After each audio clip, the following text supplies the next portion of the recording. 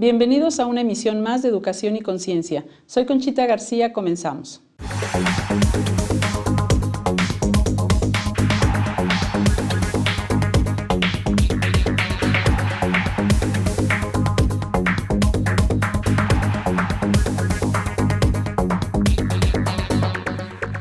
Con el gusto de estar con ustedes y transmitiendo desde el Colegio Fray Luis de León, estamos aquí en Educación y Conciencia y bueno, pues hoy estamos muy contentos porque nos visita el ingeniero Guillermo Tamborrell Suárez, que él es el comisionado del Consejo Estatal contra las Adicciones aquí en Querétaro. Bienvenido, ingeniero. Gracias, Conchita. Muy buenas. Muy buenas tardes. Mire, aquí va a ser bien importante y bien interesante el tema porque es un tema que nos preocupa a todos y que nos debería de ocupar a todos también, ¿verdad?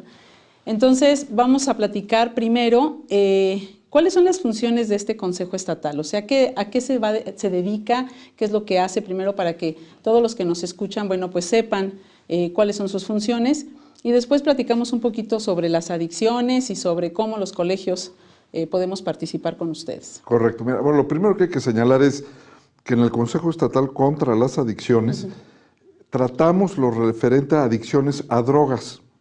Porque puede haber muchas adicciones, puede haber adicciones, bueno, al trabajo y 1000 adicciones más. Nosotros vamos con el tema de las adicciones a drogas, legales e ilegales. Legales, alcohol, tabaco, solventes que son inhalados, por lo tanto se les conoce como inhalantes. Y también, y esto es muy importante tenerlo presente, los medicamentos. Medicamentos cuando son mal utilizados, cuando se utilizan más allá de lo que la receta establece, también producen, digámoslo así, un efecto psicotrópico, como lo pudiese producir cualquier otro tipo de droga. Entonces tenemos básicamente estas drogas legales. Y dentro de las ilegales tenemos marihuana, heroína, cocaína, las metanfetaminas, etcétera, ¿no? Drogas sintéticas, todo esto. Entonces tenemos estos dos tipos de drogas y esto es lo que nosotros atendemos. ¿Qué es lo que hacemos? Buscamos cerrar la pinza para proteger a la ciudadanía.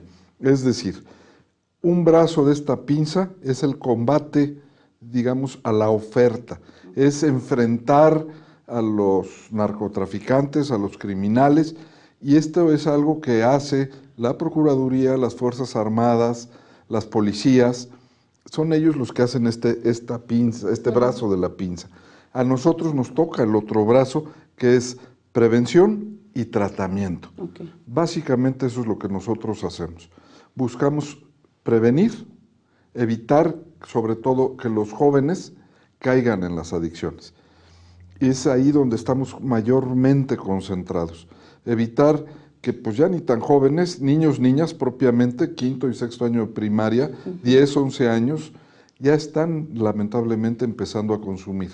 Entonces, la edad cada día se ha ido acortando. Fíjate, por ejemplo, que las encuestas en el pasado hablaban de menores de 15 años en adelante, luego lo bajaron a 12 años. Hoy estamos en 10 y muy probablemente tengamos que ir a 7. Entonces, es prevenir, sobre todo en jóvenes menores de edad. Esa es la esencia de lo que hacemos. También ofrecemos tratamiento. Es importante decir que el tratamiento va a responder a qué se está consumiendo, cuánto se consume y durante cuánto tiempo se ha consumido. Entonces, en base a todo esto, clasificamos el consumo de una droga que puede ir desde un consumo experimental, un consumo ocasional, se vuelve un consumo frecuente, luego ya tienes un consumo en exceso, un consumo problemático y finalmente ya una adicción. Entonces va cambiando, ¿no? Ahora, nosotros tenemos 6 centros de atención primaria contra las adicciones, centros de prevención, que son los que conocemos como CAPAS. Aquí en el estado de Querétaro tenemos 6, 3 en el municipio de Querétaro, 1 en Corregidora, otro más en San Juan del Río y otro en Tequisquiapan. Y ahí ofrecemos este tratamiento, digámoslo así, para estas primeras etapas. Es ahí donde estamos. Y dicho sea de paso, hoy existen muchos mitos en torno al tratamiento de las adicciones. Se piensa que hasta desde un alcohólico a todo lo demás, todo tendría que ser tratado en un centro de tratamiento popularmente conocido como anexo. Okay. Y eso no es cierto. Los anexos son para los casos extremos.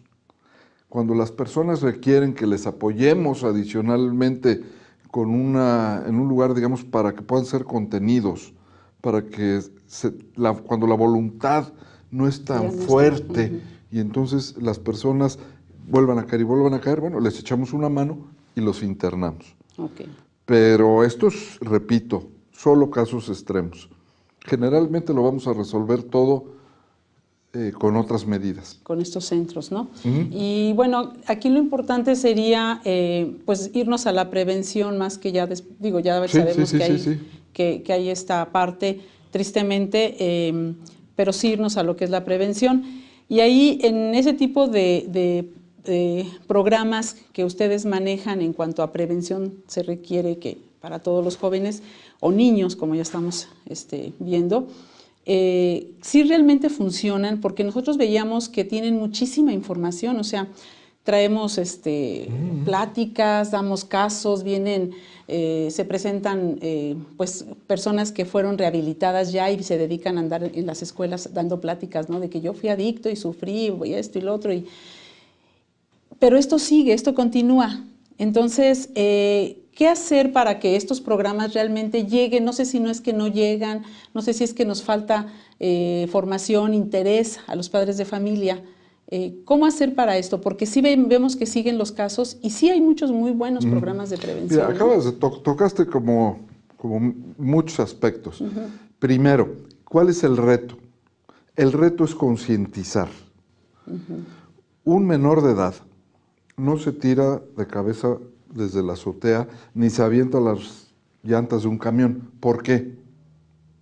Porque está consciente del daño que esto se va a hacer. Entonces, ¿sabes qué? Ni que fuese yo tonto, no me tiro, etc. ¿Y por qué entonces con las drogas sí? Finalmente, porque no concientizan el daño. Entonces, el reto es ese, informarlos de tal manera que reflexionen y finalmente concienticen. Ese es el reto. Ahora, en este proceso han surgido muchos esquemas de prevención en donde las intenciones son positivas, ¿no? Sin duda, pero lamentablemente equivocadas, erróneas. Lo que tú ahorita mencionas, esta plática que llega el exadicto y les dice que cayó en las drogas y que después con mucho esfuerzo salió adelante. Con mucho sufrimiento salió adelante. ¿Qué están pensando los jóvenes? Sí, que se Los jóvenes están pensando en que se tardó, pues porque no es tan inteligente como ellos, no es tan guapo, no es tan picudo, no es tan cool. O sea, lo que te quiero decir es que esos menores, lamentablemente, algunos discriminan por distintas razones, posición socioeconómica, hasta por la imagen, se discrimina. Entonces dices tú, ese por tonto, pero yo que soy listo, no, hombre, yo lo resuelvo en un 2x3. Él se tardó y él sufrió. Digamos que hay un efecto que llamaríamos el efecto Fox, eso de que en 15 minutos lo resuelvo. Entonces, la gente piensa igual, el chavo piensa igual. Entonces, realmente el mensaje que les estás dando es contraproducente. Hoy vemos aquí en Querétaro, el municipio está sacando a un futbolista que te da una plática y entonces él te cuenta que él iba a tener un futuro promisorio, que iba a ser el Hugo Sánchez y el Rafa Márquez todos juntos y que él y Lionel Messi eran lo mejor. Y el cuate tenía facultades, digamos, naturales para poderlo ser. Él un día se enoja y con un amigo y se salen, se emborrachan, chocan. Entiendo que el amigo se mata y él pierde una pierna. La historia debe acabarse ahí, su conferencia debiese acabarse ahí. Claro. Pero no, esos son los primeros 5 minutos. Los otros 50 minutos es de cómo él salió adelante. Y este es el mensaje equivocado. Es, déjalo en el drama. Son, digámoslo así, pláticas de choque. Que esto dices, caray, si eso te pasa, eso no quiero. Porque además, en el tema de las drogas, tienes dos cosas que nos la vienen a complicar. La primera de ellas es que el daño no se ve de manera inmediata. Sí. O sea, hay que consumirla muchas veces para que entonces ya sea notorio el efecto. Esto, sin duda alguna, es un problema. Y el otro problema es que las primeras experiencias, los primeros consumos son satisfactorios.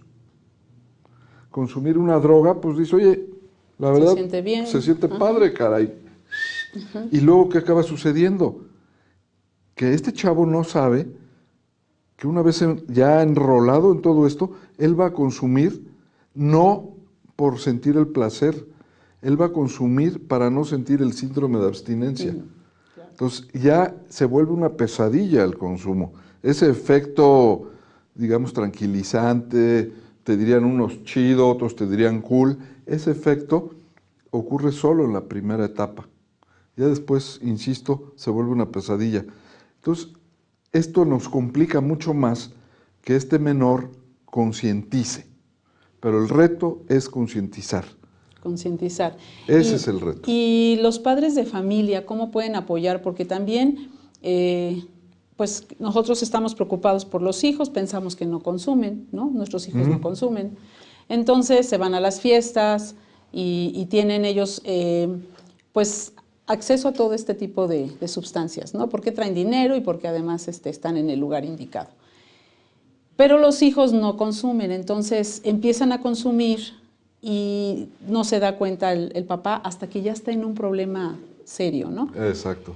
Y a veces, pues es más fácil ponerse una venda en los ojos y decir, pues no está pasando esto, yo creo que es mi imaginación, no puede ser que mi hijo pues, esté metido en esos rollos, ¿no? Y entonces pasa todavía más tiempo en lo que es la aceptación y a lo mejor ya no tiene pues una salida tan sencilla como lo hubiera podido ser al principio, ¿no? Mira, efectivamente, déjame empiezo por el final.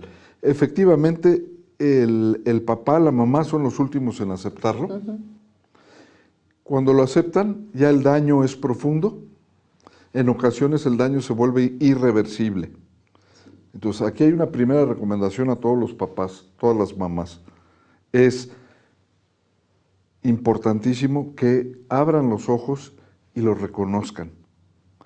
Como papá o como mamá te sientes frustrado, sientes que fallaste y precisamente como a nadie le gusta fallar, entonces simplemente dices, esto en mi casa no pasa. Claro. Y eso es un error. Sí. Bueno, ahora, ¿qué hacemos para prevenir que estas cosas ocurran? Me parece que es importante que tengamos presente que una adicción se genera básicamente por tres factores. Primer factor es el factor genético. Se refiere a la propensión genética. No es que haya un gen que diga tú vas a ser cocainómano y yo marihuano, no. Es propensión, es decir, es la facilidad o la dificultad con la que vas a caer en las adicciones. Sí, mira, vamos a ir a un corte ahorita y quisiera que las otras dos que nos faltan nos las platicaras ahorita. En un momento más aquí es su programa Educación y Conciencia.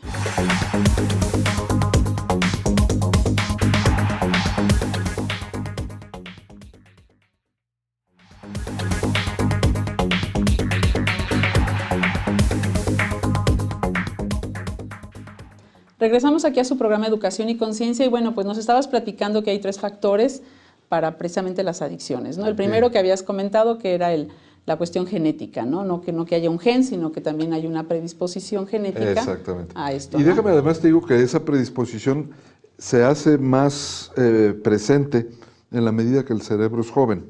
Déjame te pongo un ejemplo. Marihuana. Marihuana va a generar adicción en 1 de 11 adultos. Es decir, si ahorita nos juntáramos 11 personas que no hemos probado la marihuana, la probamos, solo 1 de los 11 va a generar adicción. En el caso de los menores de edad, 12, 14 años, va a ser 1 de 4. Y quizá 1 de 3 cuando estamos hablando entre 10 y 12 años. Entonces, en la medida en la que el cerebro va madurando, el daño que se genera es menor, hay posibilidades de regenerarlo y lo que es muy importante, la propensión disminuye. Esto es como el switch de la luz. Hay unos que apenas si los tocas y prende fácil y otros que... Bueno, sí. Eso es propensión genética. Ok. La segunda es la dinámica familiar. No tengo duda, pues, está ahí la clave del asunto. Es ahí en donde vamos a poder de veras abatir las adicciones. Es este factor el crucial. De los 3 factores, este es el importante. Si la dinámica familiar es positiva, si hay comunicación, si hay entendimiento, si los padres, papá, mamá, platican con el hijo y sí hay que ponerle límites, pero hay que explicárselos, etc. Una buena dinámica familiar, esto equivale a ponerle una armadura que va a proteger a ese menor contra las adicciones. Esto es fundamental. Por el contrario, cuando la dinámica familiar es violenta, cuando no hay esa comunicación, cuando no hay esa comprensión, cuando no se fortalece la autoestima, entonces hagan de cuenta que estamos empujando el hijo a consumir. Órale, órale. Ese lamentablemente muy frecuente reclamo cuando el hijo reprueba una materia, ¿no? Y el papá sale con que mijito, y yo que trabajo de sol a sol y para darte escuela, y tú no la aprovechas, malagradecido, eres un inútil, bueno, para nada. Bueno, cada vez que se le dice todo eso, es como empujarlo a que consuma, ¿no? Sí. Por eso es que yo me atrevo a decir que sí hay una vacuna contra las drogas. Y esa vacuna contra las drogas se llama el amor manifiesto en tu casa. No dudo que todos los papás y todas las mamás querramos muchísimo a nuestros hijos, que estemos dispuestos a dar la vida, pero no todos los papás se los decimos, Claro. no todos se los manifestamos. Entonces, esas manifestaciones de amor, eso fortalece la autoestima, sentido de pertenencia, etcétera. Y repito, eso sí protege a ese menor para que cuando salga a la calle, que ese es el tercer factor ambiental, lo que ocurre de la puerta, de la reja hacia afuera. Los amigos, las modas, la accesibilidad, esto es crucial. Es notorio cómo las drogas, digamos, legales, lo que está en el mercado, es consumido en mucho mayor medida que aquellas que no lo están. Por esto es una razón, y no adentro en este tema hoy, es el tema de la marihuana, la legalización de la marihuana. Este es el problema que puede llegar a traer. Claro. Aunque me digan que va a ser controlado, etcétera, yo no les creo. Pero esto va a poner en la calle y va a ser mucho más accesible. Hoy los menores se dan su maña para que un adulto les compre el alcohol, si es que el tendero no se los vende directo. Entonces, lo mismo va a ocurrir con las demás drogas. Entonces, es ahí donde la accesibilidad por ejemplo, de esta dinámica que ocurre en la calle. Hoy vemos, lamentablemente, en primaria, que si el líder de la pandilla te pide que fumes y si no, no te junta, pues el chavito, con tal de tener pertenencia a ese grupo, va a fumar. Entonces, eso es lo que hay que proteger a nuestro hijo, porque eso, nos guste o no nos guste, está y seguirá estando durante los próximos años, décadas, ahí va a estar. Entonces, el reto en conjunto es fortalecer la capacidad de decir, no gracias, yo no le entro, yo paso, a mí no me apunten, y si no me juntan, no me importa. Ese es el gran reto que tenemos en el Consejo Estatal contra las Adicciones, y esto solo será posible si sumamos a los papás. Porque mira, la verdad es que hoy las adicciones, con esta ausencia que se ha dado de muchos papás y muchas mamás, que esto es independiente de la dinámica que hoy vemos, ¿no? Papás y mamás que tienen que trabajar, etcétera. Hoy vemos eso con mucha preocupación. Vemos que necesitamos de la participación de los papás, de las mamás. Esa imagen paterna es crucial. Aun cuando no haya un papá, siempre hay una imagen paterna en el abuelo, en el tío, en el maestro. Siempre hay una imagen paterna que necesitamos fortalecer. Si hacemos esto, vamos a derrotar a las adicciones. No lo hacemos y vamos a ver lo que vemos hoy. Y te comparto, te doy algunos datos de cómo está Querétaro hoy por hoy. Dicen que lo que ocurre con los menores de edad es el reflejo de lo que está pasando en la sociedad, ¿no? Entonces, hablemos de niños y niñas de 5º año y 6º de primaria. ¿Qué es lo que vemos ahí? Bueno, pues en el tema de alcohol. Tú te imaginas estar parada frente a un salón de 40 menores. Esos 40 menores, 10 ya probaron el alcohol. Ahora sí que, cuando yo era chico, ni se te ocurría. Claro. No estabas pensando en, a ver, no, ni se te ocurría. Estabas pensando, en mi caso, en fútbol. Entonces, hoy ya están pensando más jovencitos. Bueno, esto es un tema preocupante, pero lo que es alarmante es que de esos 10, 2 ya están consumiendo alcohol en exceso. Híjole. Ese es un verdadero problema. Sí. Esta cosa es terrible.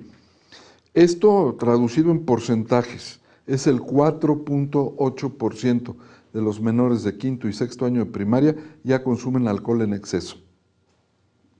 Son terrible. cifras alarmantes, sí, claro. Es terrible. El promedio nacional es 2.4, la mitad. Vamos al tabaco. Es un hecho, el tabaco mata. Eso es el único producto de los muy pocos productos que tú consumes de acuerdo a lo que dice el fabricante y te mata. Sí. Bueno, el cigarro, ya fumador de todos los días, no la travesurilla que hay ocasionalmente en una fiesta, no. Ya fumando, digamos, ya con periodicidad diario, el 3.8% de los menores está fumando, cuando el promedio nacional es 1.9%. Otra vez Querétaro está al doble. Vámonos al tema de la marihuana. El promedio nacional es 1.2%, en Querétaro es el 2%. Entonces tú estás hablando de niños de quinto y sexto año de primaria, este dato es de 2014, o sea, estos chavillos ya están hoy en la secundaria, y el número es aterrador. Claro. Querétaro prácticamente al doble del promedio nacional. Primer lugar nacional. Bueno, esto que vemos en los niños de primaria, lamentablemente también repercute. Jóvenes de 15 a 29 años de edad, 12 años a 29, hicieron un estudio y qué vergüenza, y qué tristeza y qué dolor, pero Querétaro tiene el vergonzoso primer lugar, con el 49.1%, que consumen alcohol, tabaco y drogas. Esta combinación, Querétaro es la zona metropolitana o ciudad del país que más consume. Entonces, las cifras verdaderamente son aterradoras.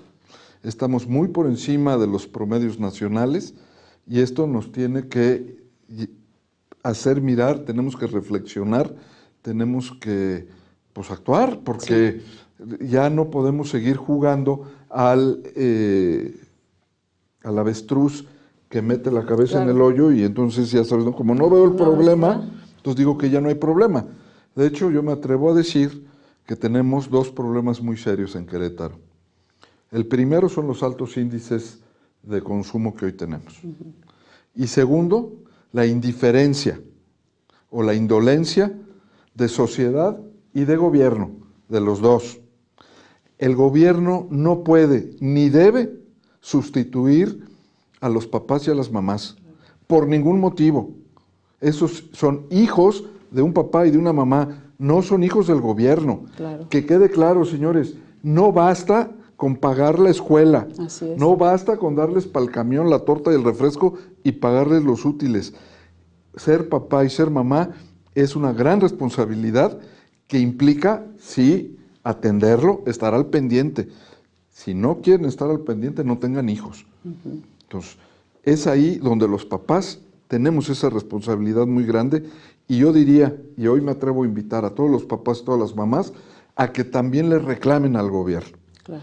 ¿Por qué? Porque el gobierno, ni el federal, ni el estatal, y conste que formo parte, y tampoco el gobierno municipal, estamos atendiendo este tema con la fuerza, con la energía, con los recursos que se debiese atender.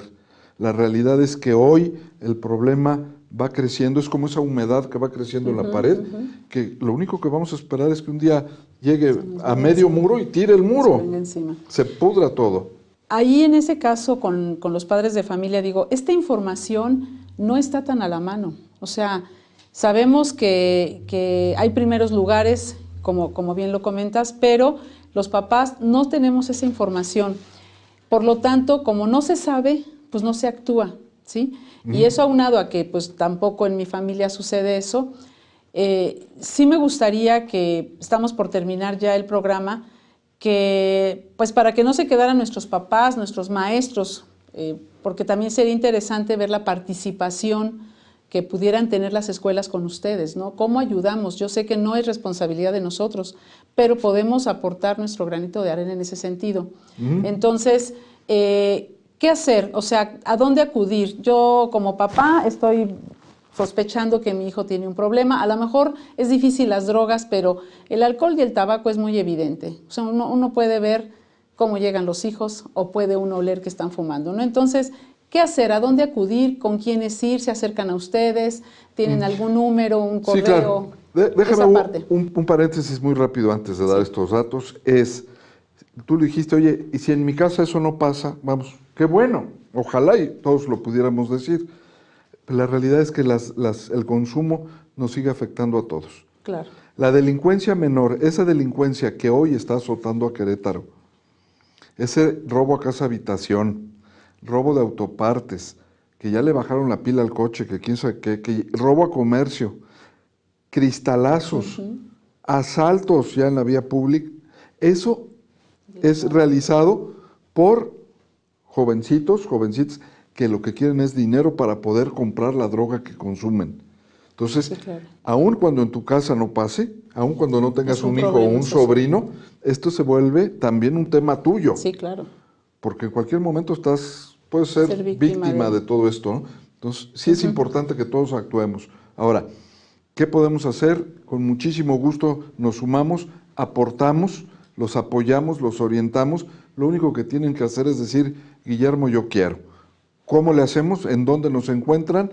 Es muy fácil. Tenemos una página en internet que es www.seca.gov.mx, secaquerétaro.gov.mx, o también tenemos en Facebook, o también tenemos un Twitter, y desde luego que tenemos un teléfono que es 212-0408, repito, 212-0408, y nosotros con muchísimo gusto les vamos a atender, nos vamos a poner de acuerdo, vamos a venir a primero hacer un tamizaje, que esto es importante, es una detección de riesgos. No quiere decir que la gente esté consumiendo, no es una prueba de antidoping, es simplemente medir un riesgo. Okay. Y a partir de ahí vamos a tomar las decisiones de qué hacer. Ok, pues muchas gracias por tu visita. Yo creo que este tema da para más. Ojalá puedas estar en otro programa. Y bueno, pues nos vemos en una emisión más de Educación y Conciencia. Hasta la próxima.